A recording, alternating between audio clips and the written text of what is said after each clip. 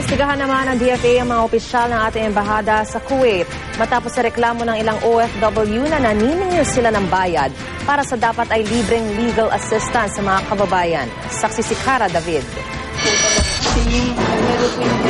Bagamat balik Pilipinas na, hindi pa rin daw malimot ng domestic helper na tatawagin nating Ana kung paano siya pinagmalupitan ng amo sa 2 taon niyang pamamasukan sa Kuwait.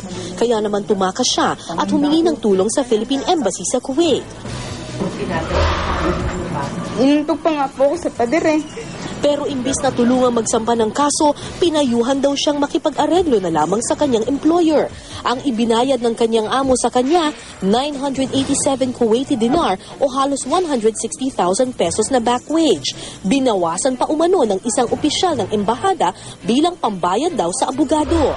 Laman pa ng employer ko na ganun kalaki ang kinuha nila, galit din sila. Kasi 30% daw po, bakit daw po ganun kalaki ang loyalty?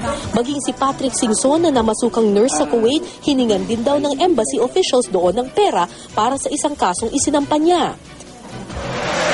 I was being offered by the financier a spot cash of 10,000 KD that is worth 1.5 million pesos. We used the power of the embassy to threaten them para magbayad sila.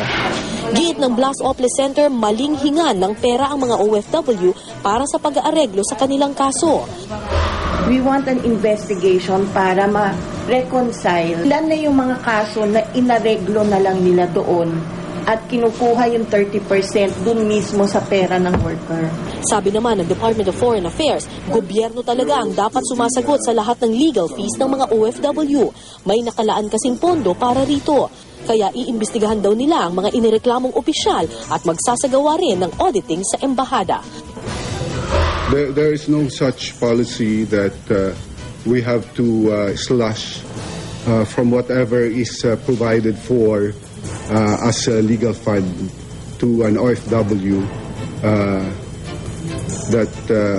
that certain amount is taken out from there.